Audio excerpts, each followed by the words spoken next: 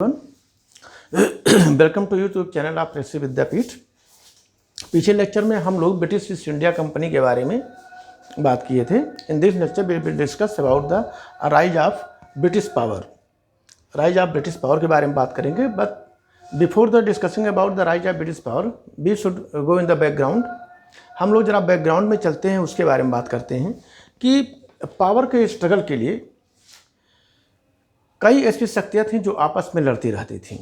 अगर हम बात करें तो उनमें मराठे थे, निजाम ऑफ हैदराबाद थे, मैसूर का शासक था, रूलर ऑफ मैसूर था, मराठे थे और ब्रिटिश ईस्ट इंडिया कंपनी थी। ये कई ऐसी शक्तियाँ थीं कि जो एक दूसरे के साथ लड़ती रहती थी, एक दूसरे से युद्ध में इन्वॉल्व थीं, वार में इन्वॉल्व थीं और सुपरमेसी के लिए इंडिया में एक तरह से स्ट्रगल चल रहा था। तो पहले हम बात करते हैं triangular struggle for supremacy in India में की बात करते हैं। The triangular struggle among the Marathas, Afghan and Mughals. पहले हम बात करते हैं कि ये ट्रायंगुलर स्ट्रगल जो मराठों के बीच में था, अफगानों के बीच में था और मुगल्स के बीच में था। एक्चुअली अब जो मुगल्स थे वो वीक हो गए थे और नॉर्थ इंडिया में इन तीनों शक्तियों के बीच में, तीनों पावर के बीच में, मराठा, अफगान और मुगल्स, इन तीनों के बीच में अक्सर लड़ाई होती रहती थी और एक दूसरे के ऊपर अपनी सुपरमेसी को प्रूव करने में लगे रहते थे। इसी बीच अहमद शाह अब्दाली का जब आक्रमण हुआ और अहमद शाह अब्दाली ने मराठों के साथ मिल करके मुगल साम्राज्य को एकदम कमज़ोर कर दिया था। मुगल साम्राज्य एकदम कमज़ोर हो गया था। बाद में अहमद शाह अब्दाली ने मराठों को भी हरा दिया, लेकिन इसी बीच अहमद शाह अब्दाली के अपने राज्य में, मैंने अफ़गानिस्तान में, वहाँ पर स्थिति जो है कुछ गड़बड़ होने लगी और इसलिए वो वहाँ के इंटरनल रिवोल्ट को दबाने के लिए, वहाँ के आंतरिक विद्रोह को दबाने के लिए वो अफ़गानिस्तान वापस चला गया था। और इन तीनों में जो है, जो मराठा, अफ़गान और मुगल्स तो वैसे ही वीक हो गए थे। औरंगजेब के बाद से ही मुग़लों का पतन शुरू हो गया था और कोई सशक्त मुग़ल शासक भारत में हुआ ही नहीं उसके बाद। और अहमद शाह अब्दाली के आक्रमण ने और जो है वीक कर दिया था। अहमद शाह ने बाद में मराठों को हराया तो मराठे भी वीक हो गए।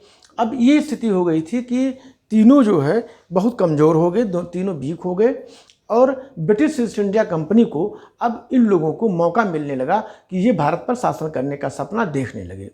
क्योंकि ये तीनों शक्तियाँ कमज़ोर हो गई थी तो नॉर्थ इंडिया में उन्हें एक मौका मिला जहाँ पे कि वार ऑफ सक्सेशन शुरू हो गया। उत्तराधिकार के लिए इन तीनों जगहों पे एक संघर्ष शुरू हो गया था और उसका फ़ायदा ब्रिटिश ईस्ट इंडिया कंपनी ने उठाया।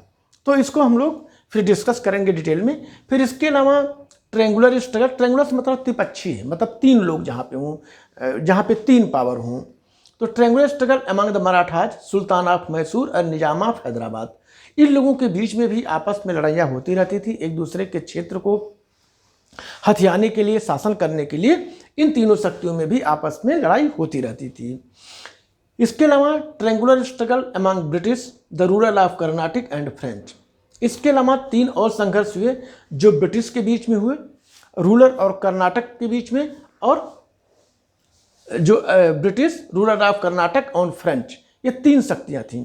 ये तीनों शक्तियाँ अपना अपना शासन, अपनी अपनी सुपरमेसी स्थापित करना चाहती थीं। तो जैसा कि पहले भी आपको बताया गया है कि अंत में ब्रिटिश ही सफल हुए।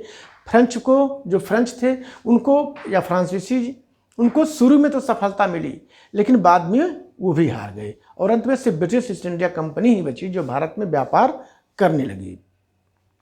तो इस तरह से ये ट्रायंगुलर स्ट्रगल जो है ब्रिटिश, रूलर ऑफ कर्नाटक और फ्रेंच के बीच में भी शुरू हुआ। ये अक्सर ये तीनों लोग जो है हमेशा वार में रहते थे, हमेशा एक दूसरे से युद्ध करते रहते थे। इसके अलावा फिर था triangular struggle among Nawab of Bengal, Nawab of Awadh and British. और तीसरा त्रिपक्षीय जो संघर्ष हुआ था वह था नवाब ऑफ बंगाल के बीच में, नवाब ऑफ अवध और ब्रिटिश के बीच में।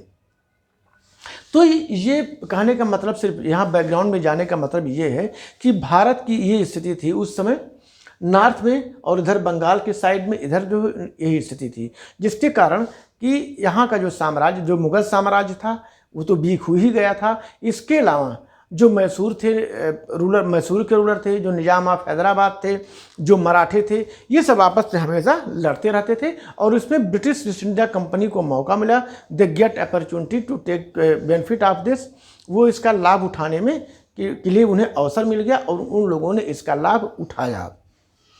अब हम बात करते हैं कि triangular struggle among the nawab of Bengal, Nawab of Awadh and British. ये त्रिपक्षीय संघर्ष था जो nawab of Bengal, Nawab of Awadh और ब्रिटिश के बीच था। ये दोनों एक थे। इसमें नवाब ऑफ जो बंगाल था, इसके दरबार में ब्रिटिश ईस्ट इंडिया कंपनी जो थी वह विघटन का बीज डालने में सफल हो गई। मतलब कि नवाब ऑफ जो बंगाल था उस समय सिराजुद्दौला, उसके दरबार में ब्रिटिश ईस्ट इंडिया कंपनी उसके दरबार में फूट डालने में सफल हो गए। फूट डालने में सफल हो गए और अंत में इन लोगों ने सिराजुद्दौला को प्लासी के युद्ध में, जो प्लासी का युद्ध हुआ था 23 जून 1757 में, उसमें ये उसे हराने में सफल हो गए थे। इसमें डिटेल में जाने से पहले इतना बता दिया जाए कि जो ब्रिटिश थे उन लोगों में कलकत्ता में अपनी फैक्ट्री लगा ली थी, वहाँ उनका सेटलमेंट हो गया था। वो लोग फोर्ट बनाने की कोशिश कर रहे थे और जिसका कि सिराजुद्दौला ने विरोध किया था। सिराजुद्दौला ने के विरोध करने के बाद भी वो लोग माने नहीं थे। तो एक बार उन लोगों ने सिराजुद्दौला को हराया।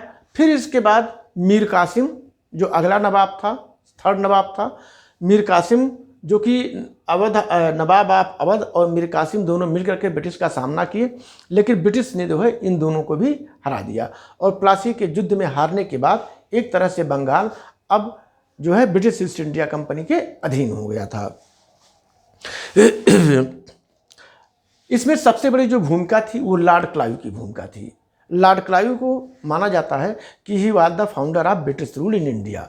लॉर्ड क्लाइव को ब्रिटिश रूल का संस्थापक माना जाता है इंडिया में। लॉर्ड क्लाइव बहुत चालाक था। उसने बड़ी चालाकी के साथ एक जो है सिराजुद्दौला को उसने हराया था, क्योंकि उसने उसके एक सेनापति जिसका नाम मीर जाफर था उसको फोड़ लिया था। वो उसकी तरफ हो गया था और लड़ाई के मैदान में गया ही नहीं। प्लासी का युद्ध के बाद फिर बक्सर का युद्ध हुआ था, उसमें मीर कासिम को उसने हरा दिया था। और मीर कासिम के हारने के बाद से फिर बंगाल जो है वो पूरी तरह से अब ब्रिटिश शासन के अधीन हो गया था, मतलब ब्रिटिश ईस्ट इंडिया के अधीन हो गया था। तो अब हम लोग बात करेंगे इसमें डिटेल में rise of British power Bengal एवं साउथ इंडिया में। तो ब्रिटिश पावर का जो है राइज कैसे हुआ, कैसे उनका विकास हुआ बंगाल में और साउथ इंडिया में। साउथ इंडिया में जो ब्रिटिश पावर की शुरुआत होती है वो शुरुआत होती है आर्काट से। इसमें आर्काट साउथ इंडिया में आर्काट में इन लोगों ने ब्रिटिश ईस्ट इंडिया कंपनी ने आर्काट पर कब्जा कर लिया था, जो कि कर्नाटक के शासक के अधीन था। जो आर्काट था उस समय वो फ्रांसीसी जो थे, जो यहाँ पर भी व्यापार करने के लिए आए थे, वो आर्काट फ्रांसीसियों के जो है अधीन था। वो क्षेत्र था हालांकि कर्नाटक राज्य का, लेकिन वो उस समय फ्रांसीसियों के अधीन था। दो सेकंड ब्रिटिश और फ्रेंच का जो वार हुआ, जिसे कि सेकंड कर्नाटिक वार के नाम से जाना जाता है, इस कर्नाटिक वार में जो आर्काट है, आर्काट पर ब्रिटिश ईस्ट इंडिया कंपनी ने कब्जा कर लिया था और फ्रेंच को इन लोगों ने हरा दिया था। फ्रांसीसी हार गए थे और हार करके वो भाग गए थे और आर्काट पर ब्रिटिश ईस्ट इंडिया कंपनी का कब्जा हो गया था। तो इनकी शुरुआत जो होती है, जो भारत में एक तरह से शासन करने की जो शुरुआत होती है, जहाँ से इनका पावर का राइज शुरू हुआ, वो शुरुआत होती है साउथ से, साउथ के कर्नाटका से, जिसे उसमें कर्नाटक कहा जाता था, आज कर्नाटका कहा जाता है। और सेकंड कर्नाटक वार से, जबकि आर्काट पर इन लोगों ने कब्जा कर लिया और फ्रांसीसी उसमें हार गए थे। लेकिन उस समय ये जो थे ब्रिटिश जो है वो वास्तव में जो है ये लोग रूल करना शुरू नहीं किए थे, अभी ये लोग शासन करना नहीं शुरू थे, सिर्फ इन कुछ क्षेत्रों पर कब्जा किए थे। बाद में आर्काट को, आगे हम लोग बात करेंगे, आर्काट को फिर जो ब्रिटिश ईस्ट इंडिया कंपनी थे इन्हें फ्रांसीसियों को वापस कर दिया था, क्योंकि कुछ ऐसी इंटरनेशनल सिचुएशंस हुई, कुछ ऐसी अंतर्राष्ट्रीय घटनाएं हुई कि जिसके कारण कि अर्काट को फिर ब्रिटिश ने फ्रांसीसियों को वापस कर दिया था, क्योंकि अर्काट जो था वो फ्रांसीसियों का एक सेटलमेंट था, वहाँ पर रहने की जगह थी, वहाँ से वो व्यापार करते थे। फिर आते हैं बंगाल की तरफ आते हैं, जहाँ से वास्तव में उनके पावर की शुरुआत होती है। बंगाल जो है भारत का एक प्रसिद्ध क्या कहते हैं वो रिच स्टेट था। बंगाल रिच स्टेट था क्योंकि वहाँ की लैंड बहुत फर्टाइल थी और वो रिच स्टेट था। उस समय मुग़ल एम्पायर जो था वो काफ़ी कमज़ोर हो चुका था। हालांकि जो बंगाल था वह मुग़ल एम्पायर के अधीन ही आता था, मुग़ल शासक के अधीन ही आता था, लेकिन उसका केवल वर्चुअल नेम था। जो वास्तव में जो शासक था वो था नवाब, वहाँ का नवाब। उस समय वहाँ का नवाब था सिराजुद्दौला। तो वहाँ पर सिराजुद्दौला का शासन चलता था और वास्तविक जो पावर था वह सिराजुद्दौला के ही पास था। सिराजुद्दौला ही वहाँ का शासन देखता था। उस समय उसे जो पदवी थी, जो पोस्ट थी, वो नवाब की पोस्ट थी, तो नवाब कहा जाता था। हुआ ये था कि जैसा कि आप लोगों को बताया गया था कि जहांगीर के दरबार में सर थॉमस रो आए थे 1615 में, और वहीं से इन लोगों ने व्यापार करने की शुरुआत की थी। जहांगीर ने अलाउ कर दिया था व्यापार करने के लिए। फिर औरंगजेब ने बंगाल में इन लोगों को एक्सपोर्ट और इंपोर्ट दोनों को विदाउट पेइंग ड्यूटी, बिना कोई ड्यूटी दिए, बिना कोई टैक्स दिए, इन लोगों को बंगाल में एक्सपोर्ट और इंपोर्ट मतलब ट्रेड करने के लिए अलाउ कर दिया था, मतलब व्यापार करने के लिए अलाउ कर दिया गया था। लेकिन बाद में जो कंपनी के ऑफिशियल्स थे ये लोग उसका मिसयूज करने लगे।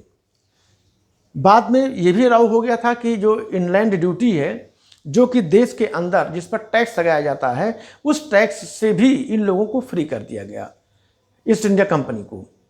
अब ये लोग जो है उसका मिसयूज करने लगे, और कंपनी के बहुत सारे अधिकारी जो थे वो अब जो रिटायर हो गए थे वो लोग व्यापार करने लगे, क्योंकि उन्हें लगा कि हमको टैक्स पे नहीं करना है यहाँ के मुग़ल शासक को, तो व्यापार करने से ज़्यादा फायदा होगा। और वैसे भी यहाँ इंडिया से व्यापार करना ईस्ट इंडिया कंपनी के लिए या वो किसी के लिए भी बहुत ही प्रॉफिटेबल था, क्योंकि वो जो गुड्स था उसे कम रेट पर परचेज करते थे और हाई रेट पर उन पर मार्केट में बेचते थे।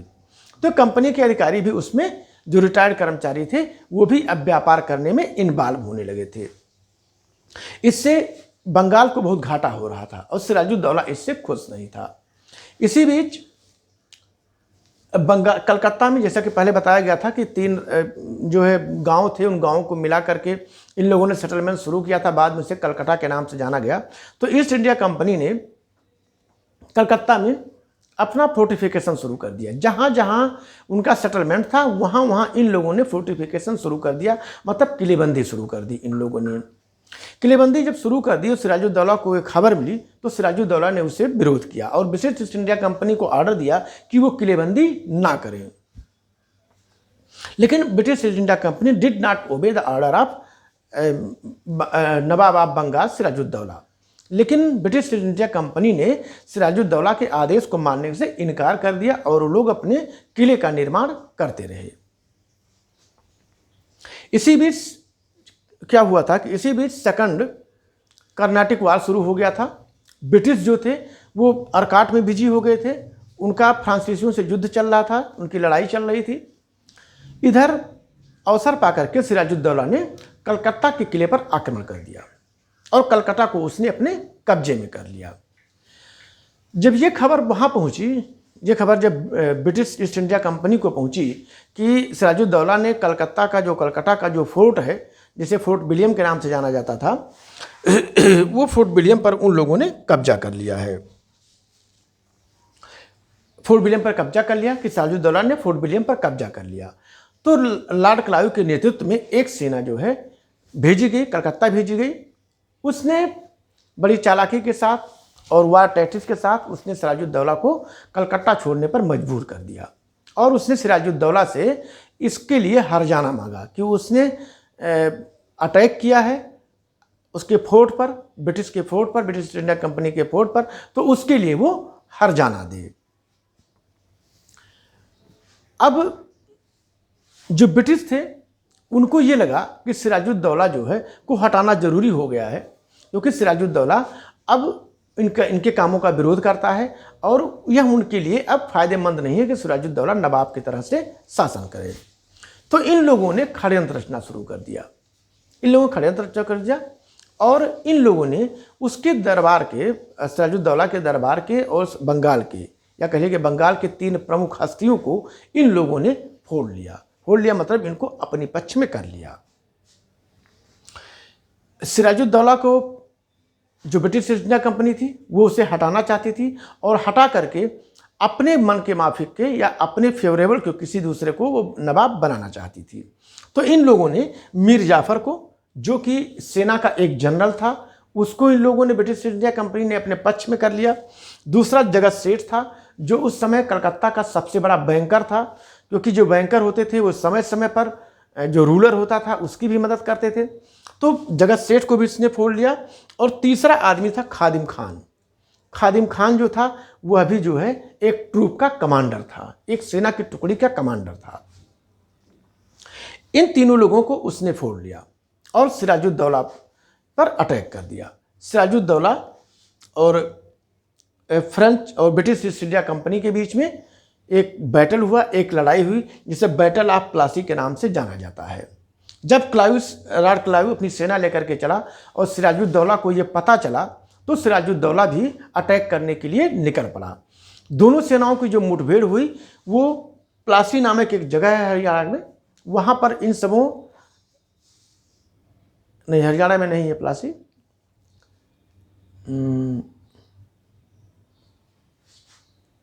प्लासी बंगाल में ही है शायद।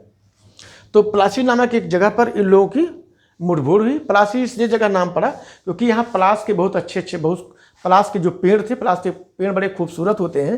तो ये पलास के पेड़ों के कारण, वहाँ पर बहुत अधिक पलास के पेड़ों की अधिकता के कारण इसका नाम पड़ गया था प्लासी। तो ये प्लासी का युद्ध हुआ जो कि 23 जून 1757 में हुआ।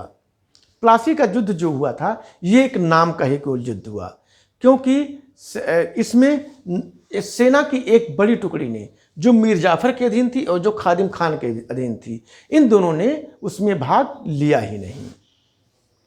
सिर्फ सिराजुद्दौला की सेना और लॉर्ड क्लाइव, मतलब ब्रिटिश ईस्ट इंडिया, जो कि ब्रिटिश ईस्ट इंडिया कंपनी का उस समय गवर्नर था, ये इन दोनों की सेनाएं की लड़ाई हुई और प्लासी के युद्ध में सिराजुद्दौला हार गया।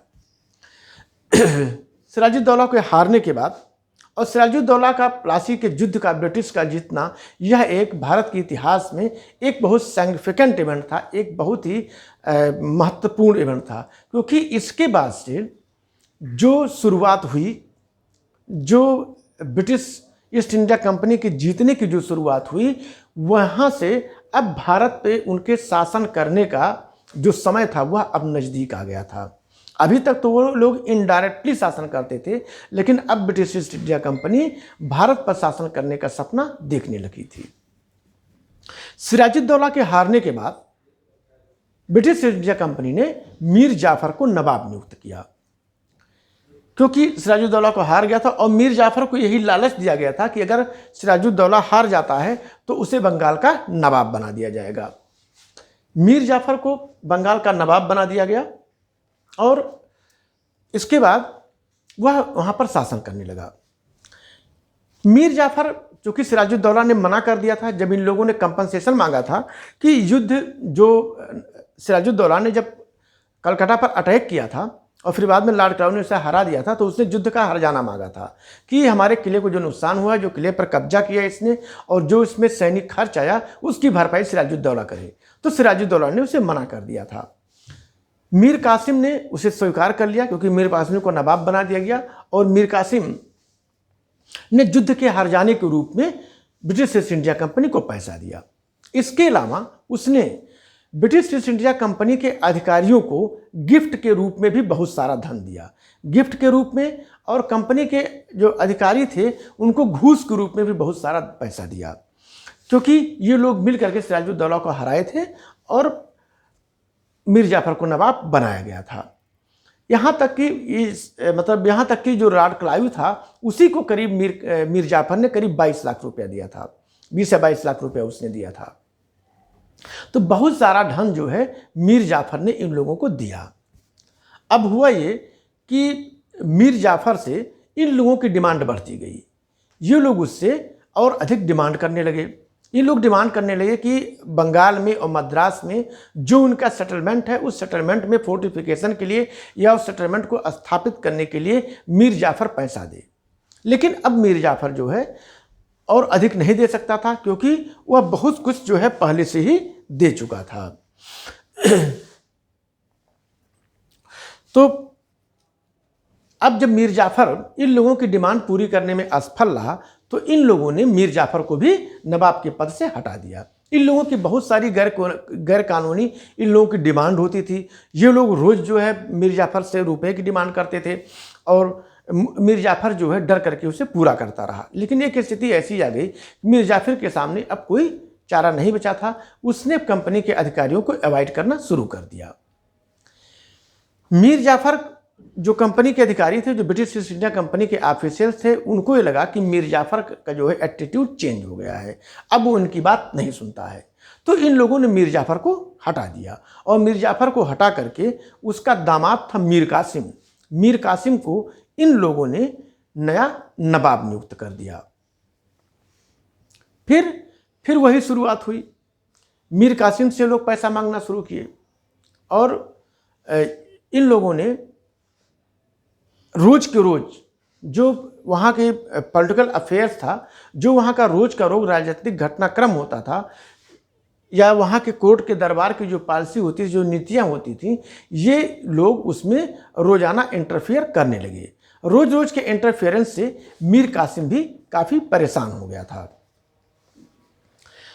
इन लोगों की और भी तमाम इल्लीगल डिमांड होती थी।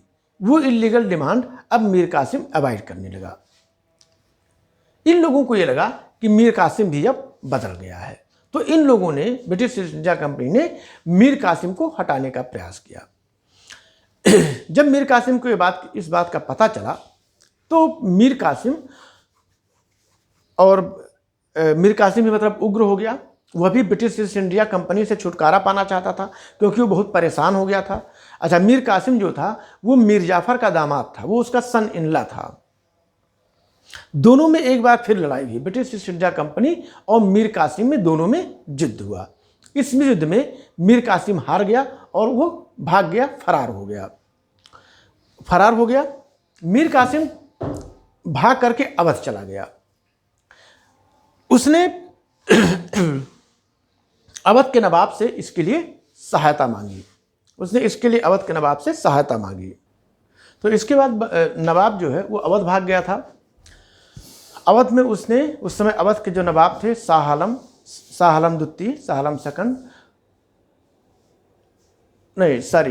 सेकंड उसमें मुगल बादशाह थे, शाह आलम सेकंड। और उस समय अवध के जो नवाब थे जिनका नाम था शुजाउद्दौला से उसने मदद मांगी। शुजाउद्दौला ने मीर कासिम को मदद करना स्वीकार कर लिया और उसने मुगल बादशाह से भी मदद मांगी, क्योंकि मुगल बादशाह भी जो समय शाह आलम सेकंड थे, वो भी जो है ब्रिटिश की पॉलिसियों से परेशान थे और वो भी उन्हें भी लगता था कि ब्रिटिश जो है एक दिन यहाँ के शासक बन बैठेंगे। तो ये तीनों की कंबाइंड आर्मी, मीर जाफ़र की, शाह आलम दुत्ती मुगल एम्परर की और शुजाउद्दौला जो कि अवध का नवाब था, तीनों की कंबाइंड आर्मी बक्सर नाम की जगह पर मिली। बक्सर जो कि इस समय बिहार पे है। तीनों फोर्सें आमने सामने इकट्ठा हुई, तीनों में लड़ाई हुई और बक्सर के युद्ध में जो मीर कासिम था वह हार गया, उसे मतलब मार दिया गया। और इसके बाद से, बक्सर के युद्ध के बाद से, अब वास्तव में बंगाल में जो शासन था वह ब्रिटिश ईस्ट इंडिया कंपनी के अधीन हो गया था। प्लासी का जो युद्ध हुआ था उसमें मीर कासिम को बनाया गया था।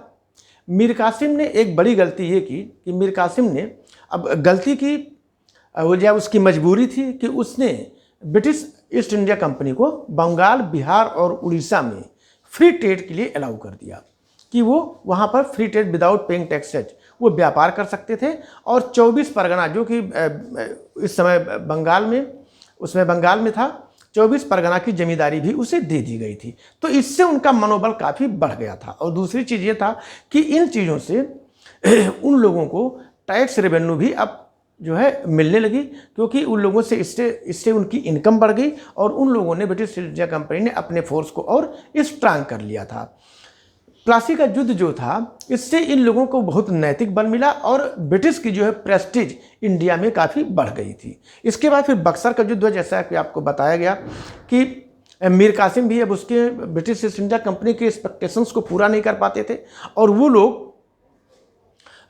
लोग रोज़ कुछ न कुछ नई डिमांड करते रहते थे। इसके कारण वो परेशान हो गया था और अंत में बैटल ऑफ बक्सर हुआ, जो कि 22 अक्टूबर 1764 में हुआ और इसमें मीर कासिम हार गया। मीर कासिम के कंबाइंड फोर्सेज हार गई, जिसमें